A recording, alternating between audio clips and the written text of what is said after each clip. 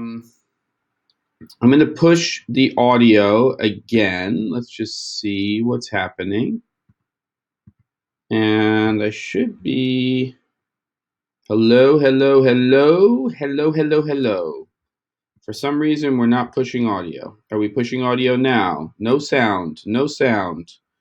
Okay, I'm going to push this. Give me 1 second.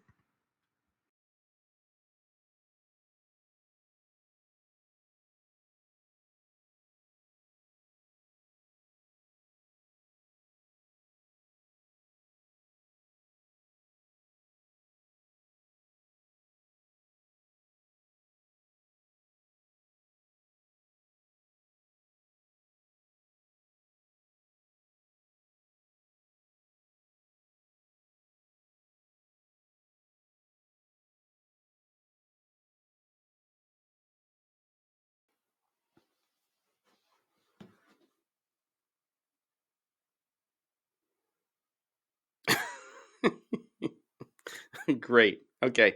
Well, let's see what happens. We might have another new one here. Let's see if I'm going to get pushed. Everything's going to be okay.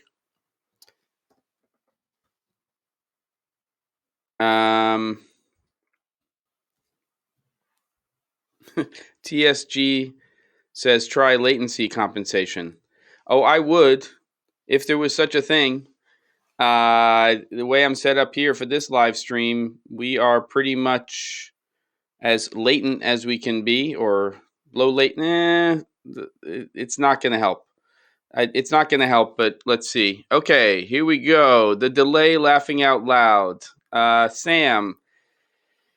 Oh boy. Good now, hopefully. Okay, good. Okay, well, there we go. So welcome everybody to another episode of Gearbox 2.0. We'll just call it that for giggles. And I hope everybody is coping. It's a different world out there right now.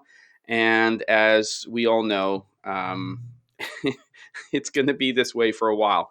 So today I'm excited because it's everybody this morning and also this afternoon, Cameron Flask.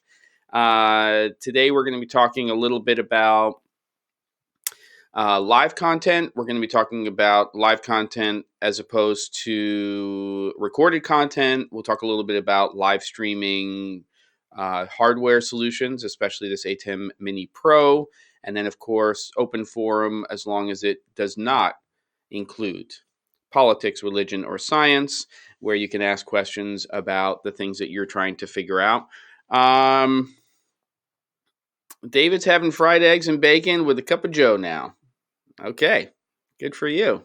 Morning, Pat, or afternoon. Oh, you said good morning, so I'll do a good morning back to you. But a good morning, good afternoon, good evening to everybody out there. And I'm happy to be here. Look, it's another day.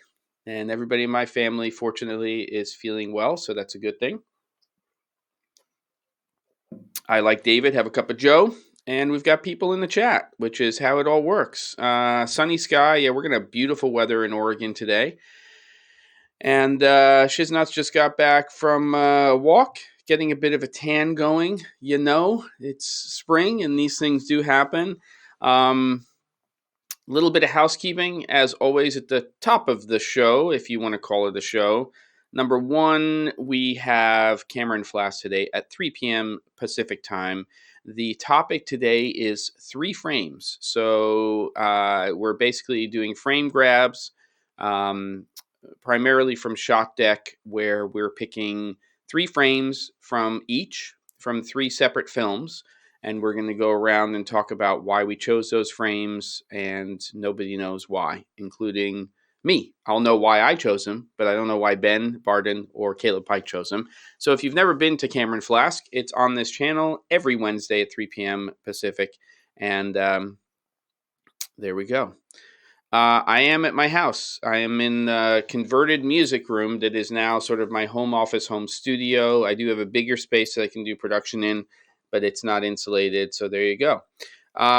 Second piece of housekeeping is something that some people have taken advantage of. Let me just put this into here. This is a calendar, and it has a calendar with available spots for one-on-one consulting. But the reason I bring it up here is because I've been doing some 15-minute free consulting spots for people Mondays and Fridays. And if you check out the calendar, you'll see it there for free. And you can go in and talk to me about anything you want to talk about related to pre-production, production, post-production to a degree. It's not the area I like to focus on too much. Client stuff. Basically, when you fill out the form to do the free session in the ever so secure Zoom, let's talk about Zoom today, platform, then I will get on with you. We do this. You tell me about what you want to go over as detailed as possible, and then we make the most of that time that we have. Good. So I jumped on that A10 Mini Pro. This is Shiznuts. Don't know when it will actually be out or if it will be needing. I'll be needing it, but live content seems where it's at, so I probably want in on it. Yeah. I ordered from a local reseller here in the Pacific Northwest, DVE store. I ordered the first A10 Mini Pro. In fact, I basically pre-ordered it as the event was happening by Blackmagic. And I have an A10 Mini, but there's some key things inside of that new box that are really interesting to me. Once we get 5G up here on the hill, then I can actually take advantage of the fact that there's streaming hardware inside of the box, which is great. But now I can also have a program out of all of my 4 inputs, which is a big deal as well. It's a pretty big upgrade. I'm excited about it, and I think it's great. So there you go. A10 Mini Pro. I think it will be very popular, and I think that it's a good place to start when it comes to talking about this overall topic. As always, and you can see that David is doing it so professionally, the @C47 really helps me hone in on questions that you have while we are doing the chat side of things, which should be a big part of what we do with these live streams. And NZO CEO is asking, for live streaming or even mixing 2 cameras into a final file, is the 1300 Sling Media worth it, or maybe aim for the more affordable Blackmagic ATEM? I don't really know much about the Sling Media. I will say that if you're doing multiple sources that are HDMI based, or you get a converter, then I would say the A10 Mini Pro is probably going to be the box that is going to do what most people are going to need it to do for this stuff. Yes, I wish there was an SDI version as well, but there are solutions from numerous manufacturers where you can convert SDI to HDMI quite easily. I like the Connect boxes by ATOMOS, actually, which I think work very well. So those are solutions as well. And then if you need to do live switching, then that's really the Shogun 7 or the Sumo 19 from ATOMOS. So that's different. Similar but different in the sense that you can have multiple feeds and you can, but that's really live switching and live recording, and that's a whole other thing. And there's a video on my channel about that, which I think is a great solution as well. So we're talking about, sort of the hardware side of things, and maybe creating solutions for your clients when it comes to live content. And there definitely has been a trend over the last few weeks, and I'd like to get your feedback on this, that people are more interested in live content, at least for the time being. Will that continue? I don't know. I'm always interested in live streams because I feel that there's an immediate interaction with the people who are part of it. I love the chat side of it, and it allows everybody to communicate with each other. And the good part about it is people are not speaking over each other per se, the way it can get when you're talking about doing a live stream with numerous people, like the one I did with Photo Joseph and his site about, I think it's almost 2 weeks ago now. And those are great, but you really have to understand the etiquette of having 6 people in a conversation with each other at the same time. I'm going to try an experiment, I think, later today if I can set it up. I said I was going to do it last week, which is going to be a happy half hour that follows the Cameron Flask show. So it would basically be at about 4 p.m. Pacific time. And I'm thinking about using Zoom for that platform, which would mean I would have to upgrade, because in order to do it and in order to have more than a couple of people there, you have to upgrade. And you really have to upgrade if you want to live stream. That's part of the deal. I know there's a lot of news, there's a lot of chatter, a lot of it valid in terms of security concerns with Zoom. But I feel like I'm kind of stuck between a rock and a hard place, because Zoom has exploded because of this whole situation. But the reality is that that company has been around for years. And so their solution is solidly embedded into essentially integrating, or the integration with, other solutions out there on the market. So a good example of that is Calendly, which is what I use for basically this new system to be able to allow people to book consulting sessions, one-on-one consulting. I might do it so that I'm even using it for webinar style stuff on the course platform when that launches.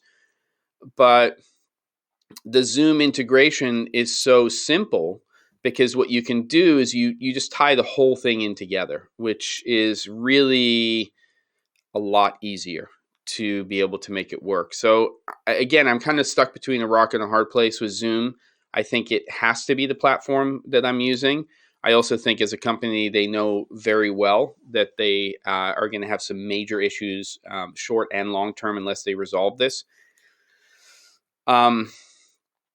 I'm not sure that the other platforms are that much more secure. I mean, I know that Skype is starting to offer some meeting style, functionality this past week. I know that, Facebook can do that kind of stuff, talk about security. So, we're vulnerable, I think, no matter what. I think if it's one-on-one, what I might do is just activate the password, situation.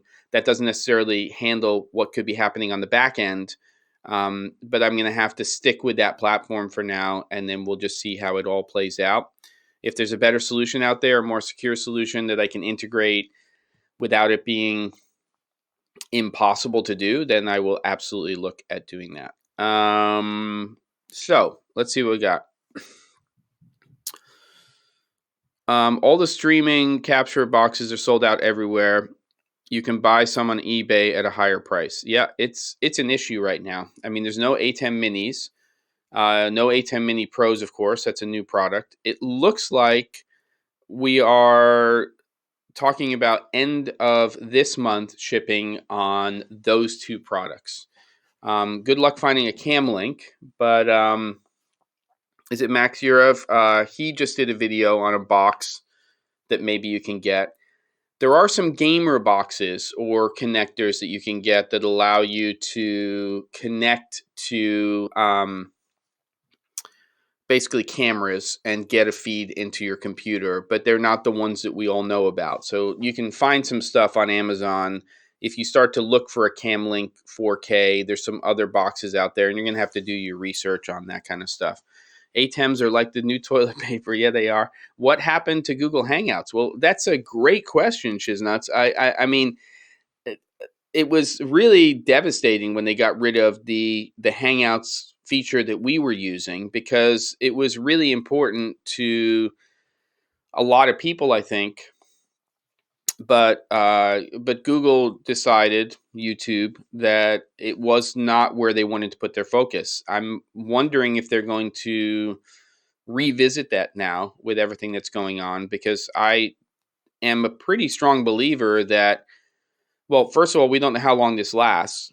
So this is really important, I think, for community and for us to have this. We can't fill in the social aspects of our lives the same way we can or the same way we could before this all went down. So there's that.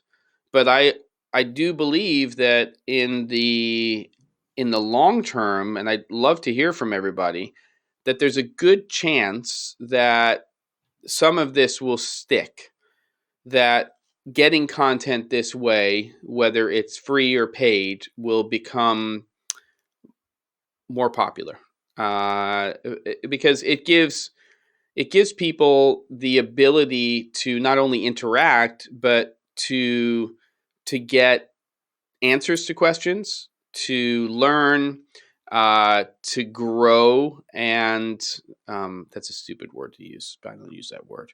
But you get the idea.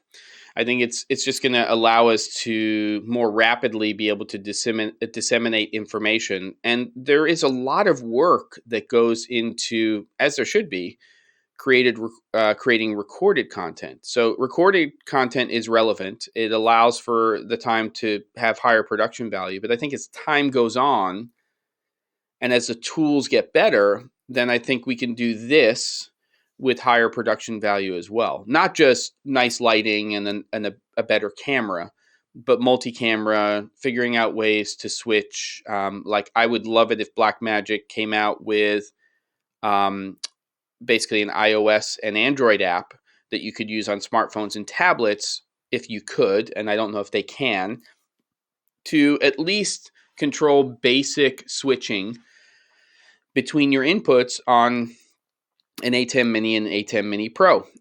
Because then that way, when you're creating content live for people, as long as you have the bandwidth to do that, when you're switching between all of your inputs, you can do that from a phone.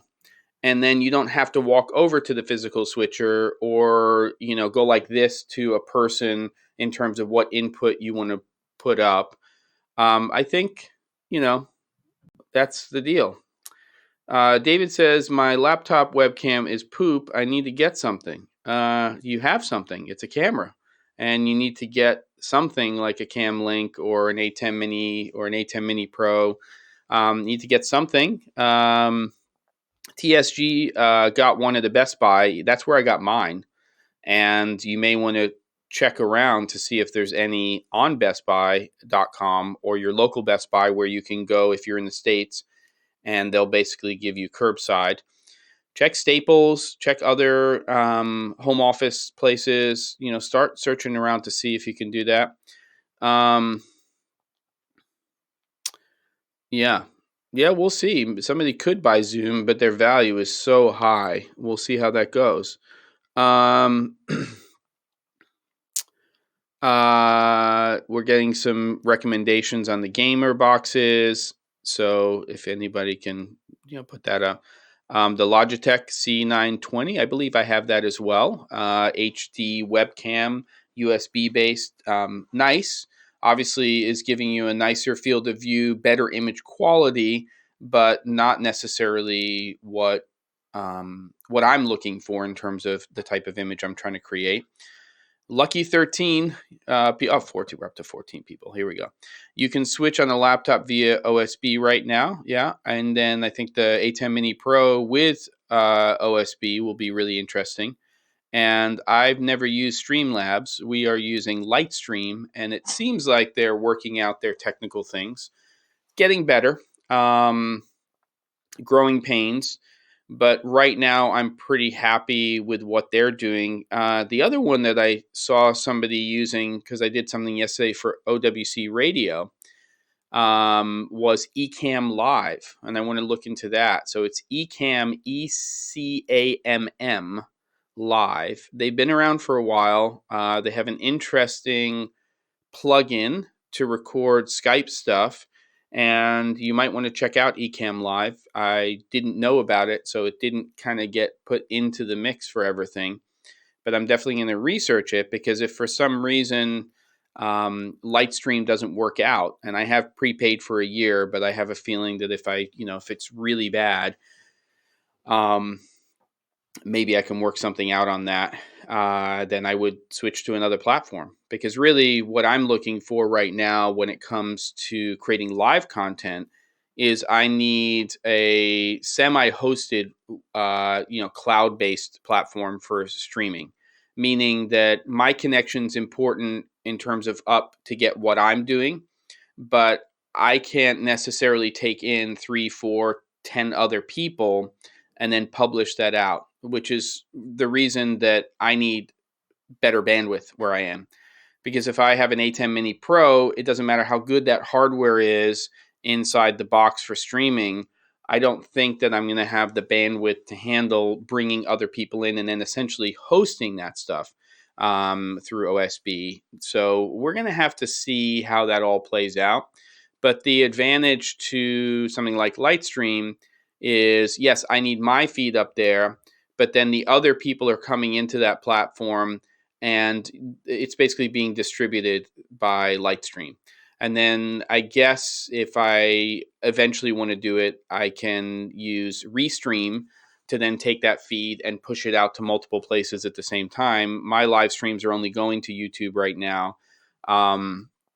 But I have put in an application to get accepted into the LinkedIn Live platform, which is not like YouTube. You can't just go there and just say, hey, I'll sign up, I'll create a channel and just start creating content. It's much more closed infrastructure, I guess, because it's LinkedIn and they're more business oriented. So I want to use that platform because I started a group over there having to do with corporate in-house video, small to no crew, which is on LinkedIn. You can just go to Jem Schofield on LinkedIn, and then you can see that new group that I started. If it's something that you think is relevant to the type of work that you do, then you can ask to be invited to the group. And that will be a place where there'll be back and forth communication related to what we do in the industry.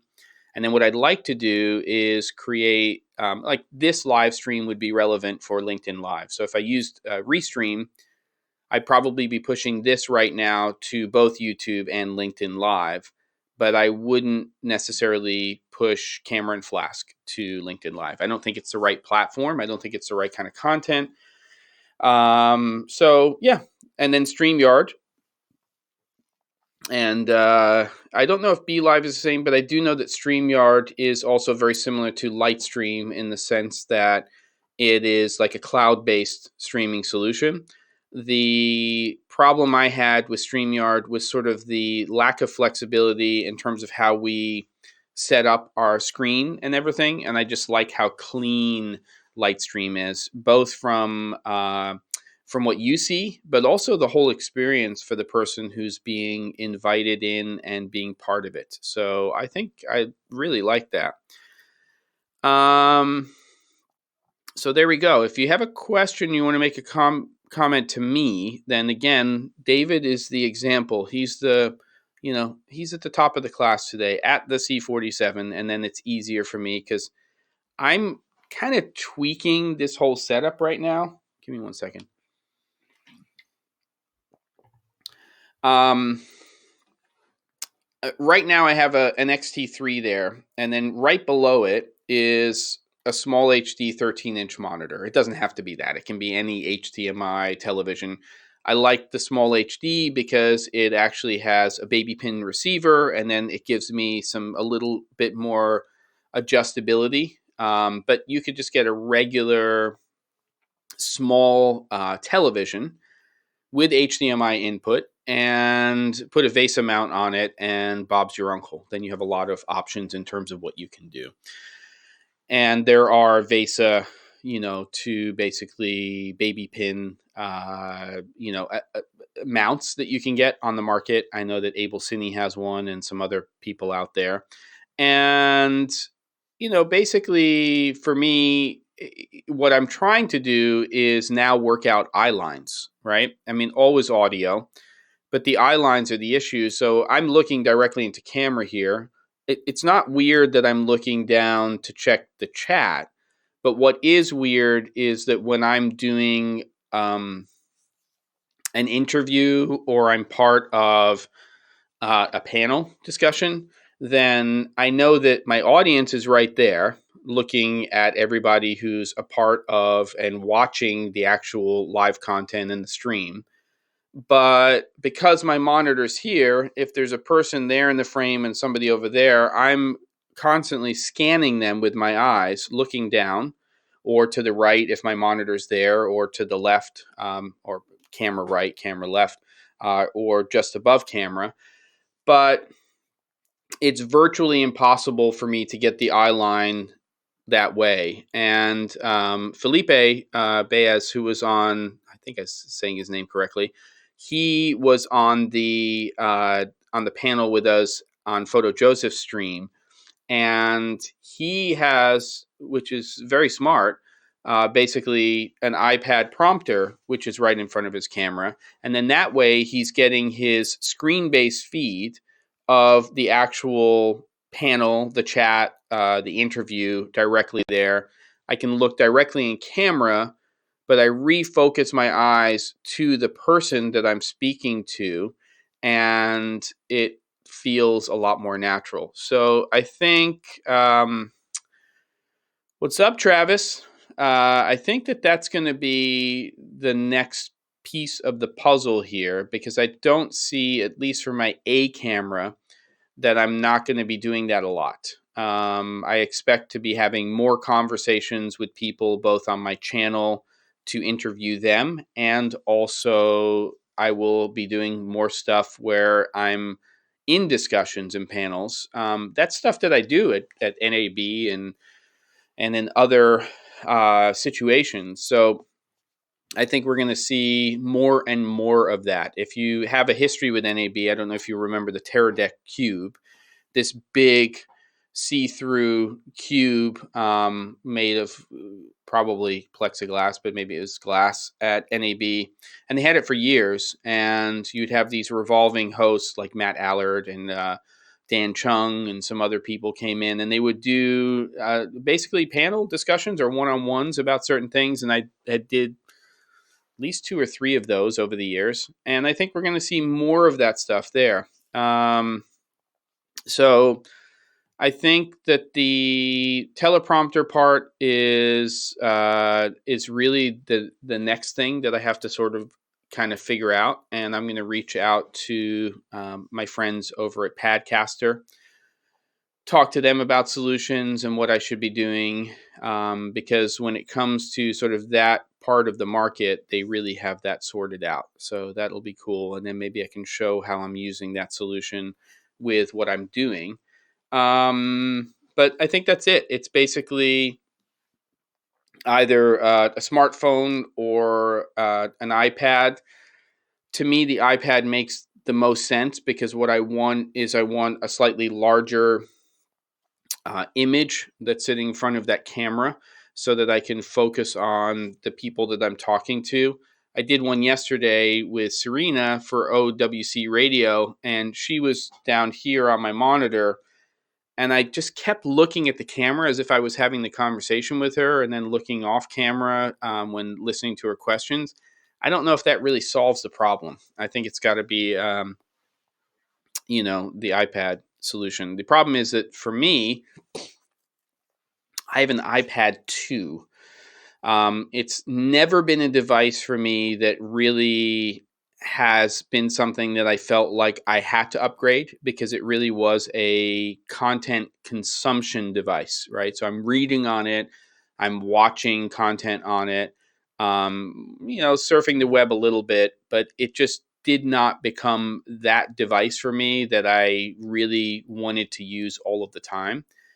I'm tempted by the iPad Pro, and I love some of the things that I'm seeing that you can do in terms of content and also post on there. But quite honestly, I still feel that, I gravitate to a MacBook Pro for the majority of the stuff that I do. So for me, it's probably going to be, can I make that iPad 2 work with this setup? And if I can, fantastic, because then it's just the prompting side of it. Or do I have to upgrade to, the least expensive compatible iPad that's out there to do this. And it doesn't have to be an iPad. I guess it could be an Android tablet. It's just the communication between my Mac and that, and can I make that all work? Because I couldn't give a rat's if it was, you know, a different operating system, as long as I can make it work. So there you go. What camera am I using in the stream? I'm using the X-T3 from Fujifilm, but pretty much any large sensor camera system would work well for this. I would say if you want this look and feel and you're Panasonic based, then you might want to go with a speed booster. Micro Four Thirds is going to take that, you know, that background. It's going to be generally a little bit more in focus. And right now I'm on a 35 at an f2. So I'm wide open on that lens, which is why in such a very small space, which I am in, I can get that. AF background pulsing a lot. I can probably handle that for you. Hold on one second. Let's see. I just started recording on the camera, and generally with the Fujifilm X-T3, X-T4 I have to test, though I do have it right here. You are really getting the benefits of the AF system when you're recording. So all of the features that are in the AF menu, yes, it will do face detection. Yes, it will autofocus when you're not recording, but it's not actually functioning the same way it would function if you were actually recording with the camera. So one of the tricks is you can actually just start pressing record, and then it should work. Let me actually make sure I'm still in focus, because that's the other part of this. Let's see. Yeah, it looks like I'm in focus. So it should be hunting a little bit less now. Not 100%, but you'll just have to let me know, Loom Movies, if that is the case. But that is a trick. But the half-hour recording thing is a little bit of a pain in the ass, so you have to basically do that. Mac with a separate monitor used as a prompter, perhaps. Yeah, possible. Interesting. I have to think about that. I've got a lot of old 17-inch MacBook Pros, PowerBooks, and I could maybe I just have to look through and see what my solution could be. There's always a way, but I think that is the next major thing that I want to do in this setup. Is basically, doesn't mean I'm going to get rid of this monitor, because I want to have something where I can have chat up and I can do that kind of stuff. But it's having something where eye lines are correct, because that part is killing me right now. And I'm not the only one. I see it happening with a lot of people. A lot of people are having the eye line problem because we're all kind of getting used to this. When we create recorded content, we're looking at a camera. You know, we have other cameras, overhead cameras, you know, a tight camera getting inserts, you know, on the table, all that kind of stuff. And we don't really have that setup when it comes to live. So my idea going forward is for the communication to the audience is a camera has some sort of prompt solution, which is not prompting me to say anything. It's strictly so that I can see and get a feed of the screen and the people that I'm talking to, and then have additional cameras, overhead, insert, all that kind of stuff set up as well, and then use the A10 Mini or A10 Mini Pro to switch between those inputs. So there you go. That's part of my thought process on that and what I'm going to do. And I am going to continue to use Zoom for now, which is, you know, it's one of those strange things. I'm really on the fence about it, but I think I have to do that. Bob's not my uncle, Jared is. So yeah, there you go. So am I missing any questions? Some nice chat going on over here. If there was something that you posted earlier on that you didn't get answered or you want me to discuss, then just put an at the C47, repost it, or put it, you know, put a new question or some topic that you want to talk about. Because I think at this point, you know, that's where I'm sitting. What's your feeling right now, everybody, about live versus recorded content? I know where the value of each of them is, but what's your feeling going forward? Let's take this let's take this 3 to 4 months from now. We're starting to come out of this in a real way. That's, where we are, hopefully. Don't be silly and say 2 weeks. Come on. So 3 to 4 months from now, we're getting out into the world in a real way. We're starting to work on set. We're starting to have more of a social life that is and resembles what we had prior to all of this. So we can go have a drink with a friend at a pub. We can go out to a restaurant with friends and family. We can have people over and have that social interaction that goes beyond our family. So at that point in time, what's your viewpoint? Do you then go back to your previous consumption habits, if you want to call them that? And do you just want recorded content? Because the trend for content in general on these platforms is that it's getting longer and longer anyway, right? So we used to have this whole thing, and I used to have, I won't say arguments, I would have discussions with clients about the length of content. And in the beginning, it was, let's create educational content. So whatever we need to do to create that educational content. Then the trend, especially in the corporate world, changed, and it was every single video that we make has to be no longer than 5 minutes long. 3 minutes would be even better. Okay, so now you take something like a camera course and you have to try to figure out how you're going to teach a complex concept feature in a relatively finite amount of time. Dog poop, right? This is not marketing. This is education. So my discussion, not an argument with them, was, okay, what do you want to cut? Because you can take any subject and you can break it up into 3 to 5 minute pieces, but that also becomes disjointed and is not really valuable necessarily to the viewer who's trying to learn something. And then so for me personally, what I would basically do on these projects is we would shoot the course, we'd do the whole production, and we would cut these videos together, and I would post them on Frame.io, and I'd say, okay, this is this video, and it's 20 minutes long, and just let us know what you want to take out of it in order to make it shorter. They didn't take anything out of it. So, what are you going to do? Wow, we got a lot of stuff. I can't read that fast. I think there's good and bad because we used to do things some ways because we don't really know any better. We are conditioned. Things are traditionalized, but sometimes you do not need to sit. Do you know anything about the release of the R5? I do not. And how did it start that you became a tutorial master for all cinema EOS cameras? I didn't become a tutorial master, that's for sure. I'm a master of nothing. But that was interesting when we had our last major event here in the US that affected the economy, which was the crash, the housing crash, and the whole market crashing back in 2008. I actually started the C47. And I started creating videos every single day, 5 days a week, and just posting them to my website. And I was using blip.tv as the platform and all this other stuff. I was also still teaching, and I already was in the educational field. But what wound up happening is I started to connect with Canon. I wrote an article for them about rigging for DSLRs. I got in the C500, the 5D Mark II thing very early on and started creating content around that.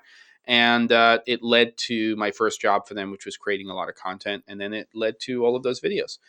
I think the live channels that have been successful will continue to be successful and build larger and larger audiences. I think consumption of recorded content had peaked anyway before any of this. Interesting. In a conference room, yeah, and I wonder if the algorithms will change for YouTube because of what's going on right now, which will be very interesting. Will they favor live content over recorded in a conference room together? And now also for creators, like, do you make content and then put it up, or make it live and have input and feedback directly? Yeah, I mean, that's one of the things that I'm trying to figure out. I'll answer that in a minute. Loon movies. It was fantastic. Actually, you know what? The C100 Mark II thing was fantastic. I pitched the concept to Canon to do something with Ryan Connolly. I've always loved his content. I love what he does. And the first concept that he actually pitched for the short that we were going to go do that for was rejected by Canon because it had a gun in it. It was comedy. It was really funny. So we went with the fat person in the UFO. Well, I didn't. He wrote it. It was great, and I loved it. I think this is just sped up evolution. We're starting to realize some things that can or should be different. I agree with that. This forced a lot of people to do online meetings that never had before. Interesting to see what happens. I agree. And how we either loathe or love this kind of live interaction with content. I'm also trying to figure out, how I'm going to do this, because I'd love to be able to create a lot of live content, which can then be recorded, even if it's just isolated recordings to the cameras and edited so that you get a combo effect, right? So a certain percentage of people can sign up for it live, and then it can be recorded and do that kind of stuff. And there you go. Live is nice if it's well thought out and not a lot of rambling on. What are you trying to say to me, David? Come on. Come out with it. Just be honest here. Let's see. And I think people who built out the platform to interact with customers will have a new area of expertise. Very likely it will increase profitability long term. Interesting.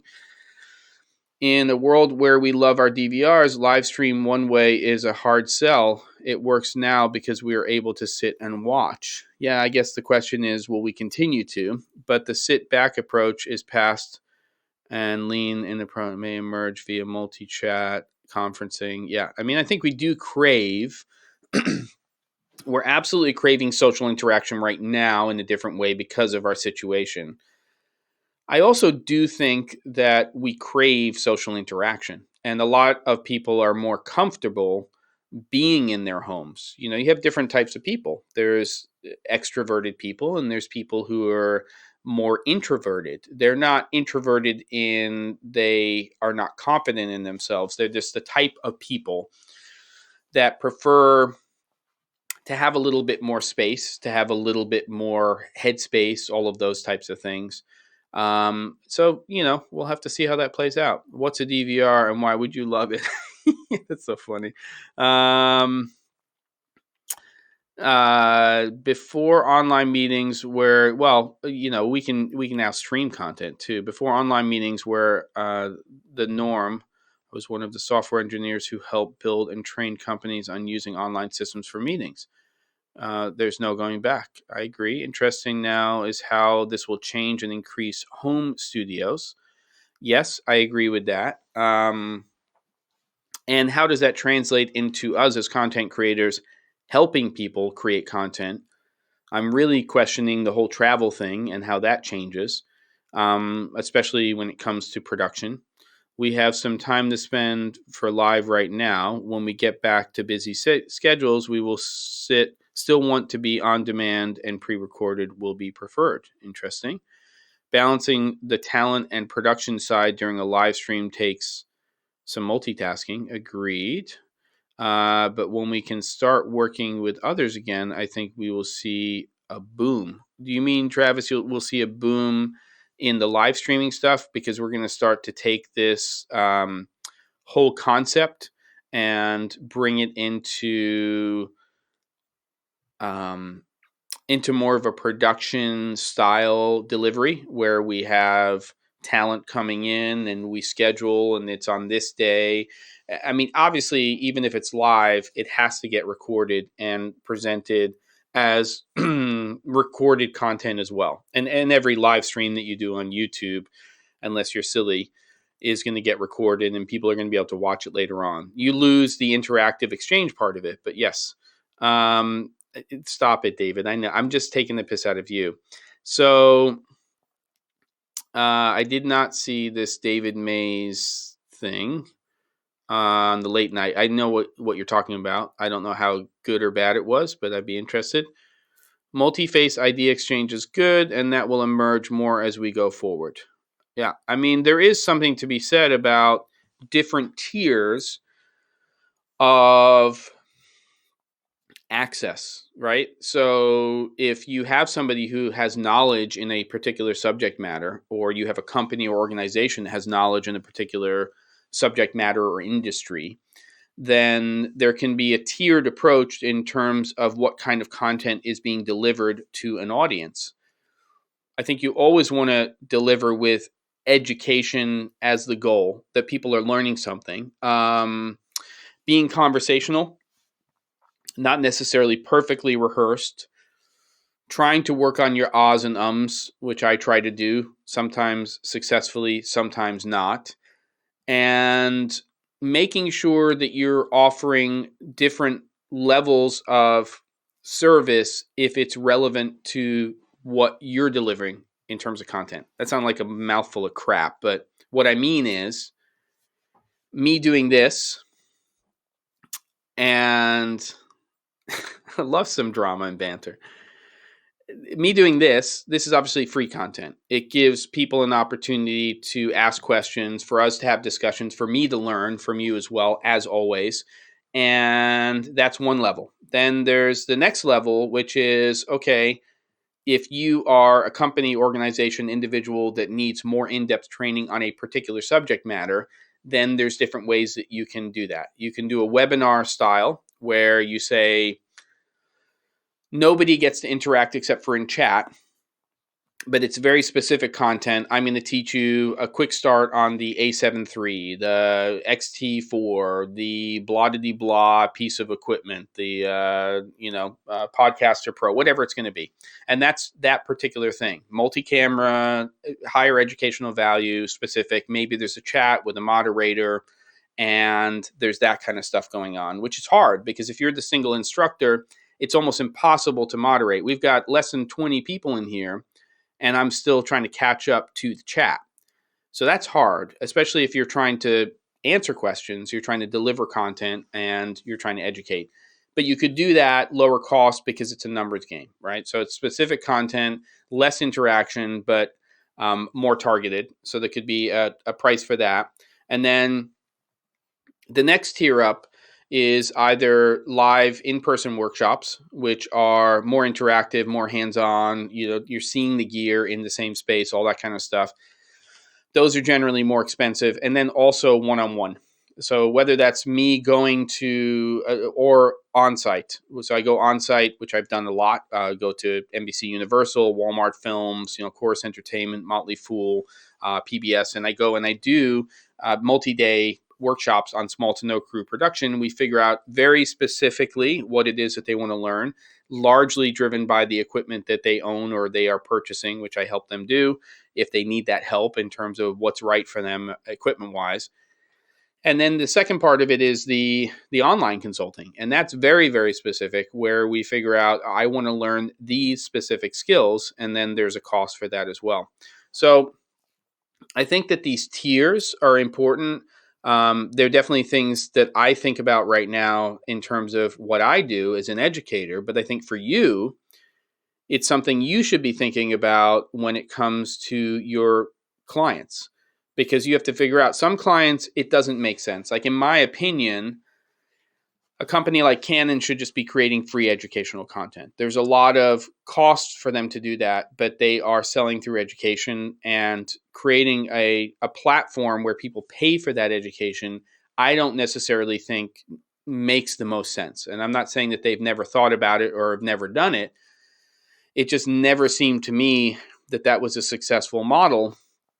Whereas Enable Cine may be a good example because they deal with so many manufacturers of somebody who could create educational content. Now, I'm giving you two examples that are within our industry, but if you're in the financial industry or in the tech industry, let's say you provide cloud-based services, you have to determine, or you have to help your client determine, is that education and what you're providing free at all tiers, or is there a certain point where it crosses over into a paid exchange?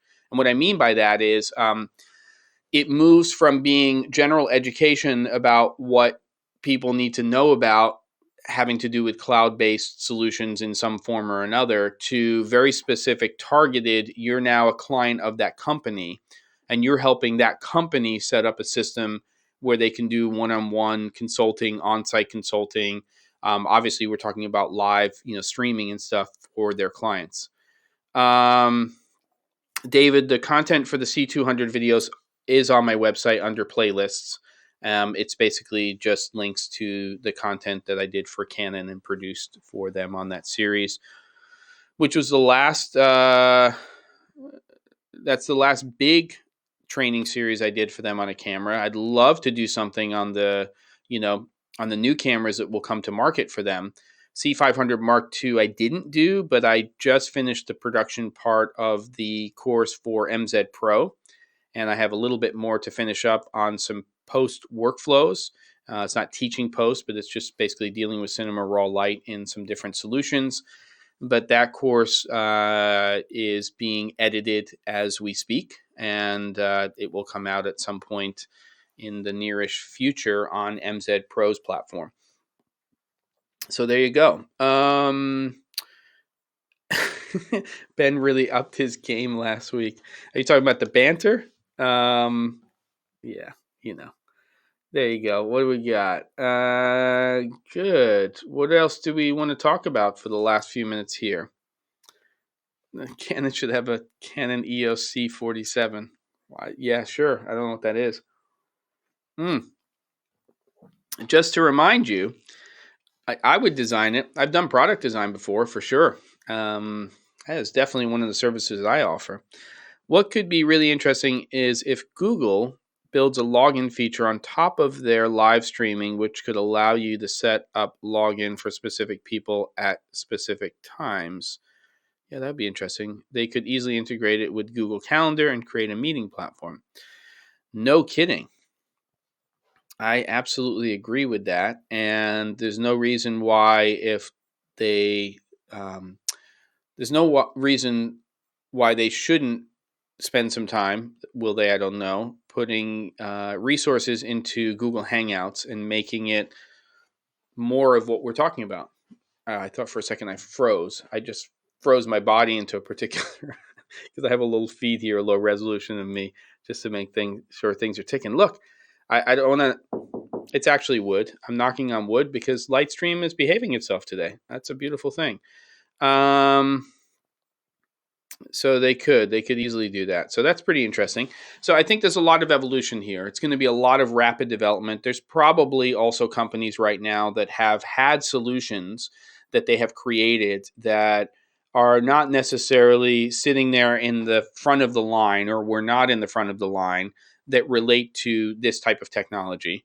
And they're going to bring it up that, shiznut's. Skype didn't just come up with that and say, oh, yeah, let me pull this out of my ass. We're going to develop this overnight and make this available. I'm sure they've been working on that solution for a long time, and then they fast-tracked it over the last 2 to 3 weeks, and then they came out with it because they see opportunity. So, there's some really interesting stuff here. And it means competition. That's great. It means better integration with all of these other platforms that people are using for communicating. And that's really the big thing that I've been trying to figure out is, how do I what is my course platform? What is my calendar platform? What is my meeting platform? Those things can change. My live streaming platform. They can all change over time.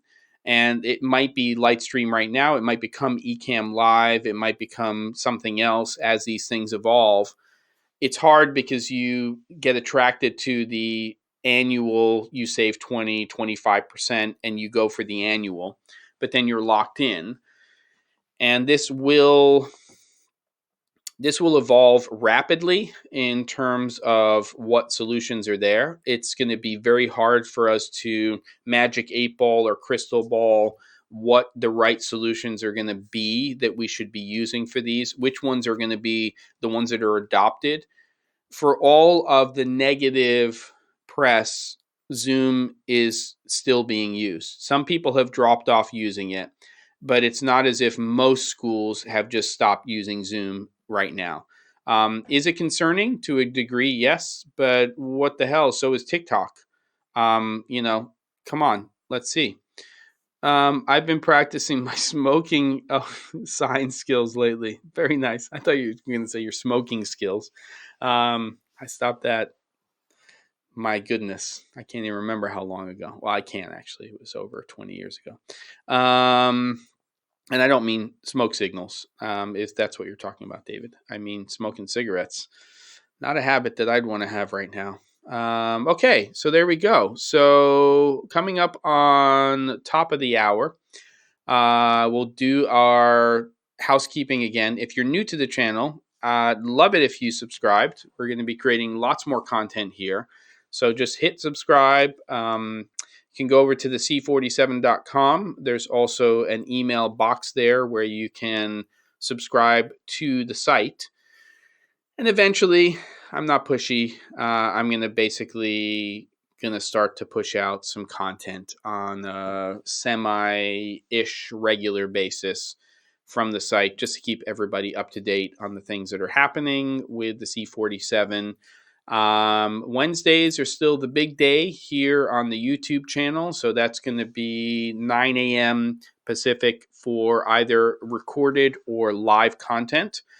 That's usually just me, but I will say that it looks like I'm going to start to have some guests on for those 9 a.m. slots, where I'm going to have conversations with filmmakers, storytellers, cinematographers, hopefully some interesting ones that will, be things that people are interested in.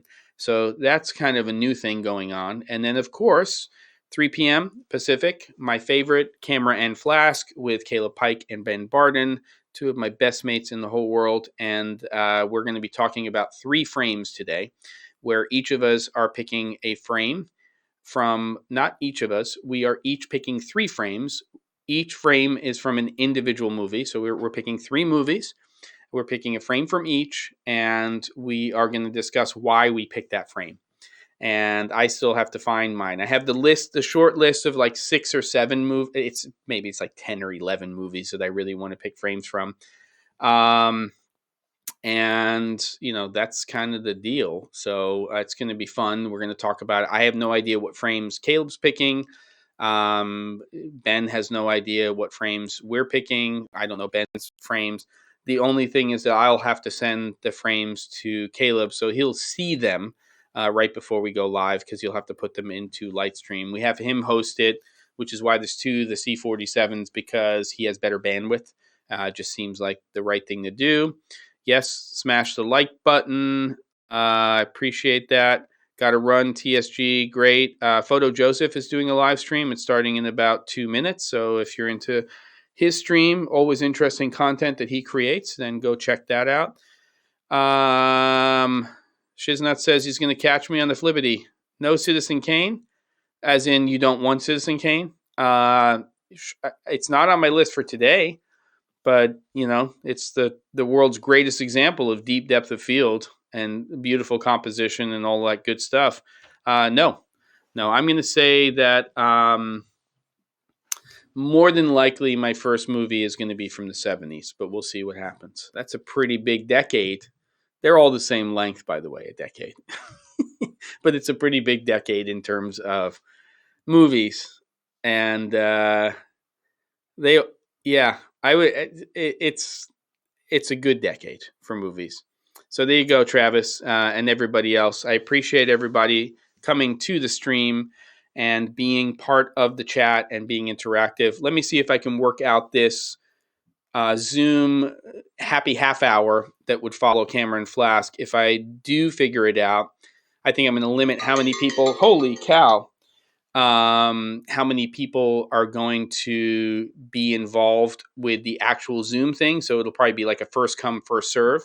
And I'll limit how many people are there. And then there'll be the chat part of it. I got some things to work out for today, but it could be fun. Let me see if I can get it sorted out. And all the best. I got to bring up Lightstream. I got to push a logo. And then we end this thing. So I appreciate everybody. And I'll see you guys later on today or next week. Take care.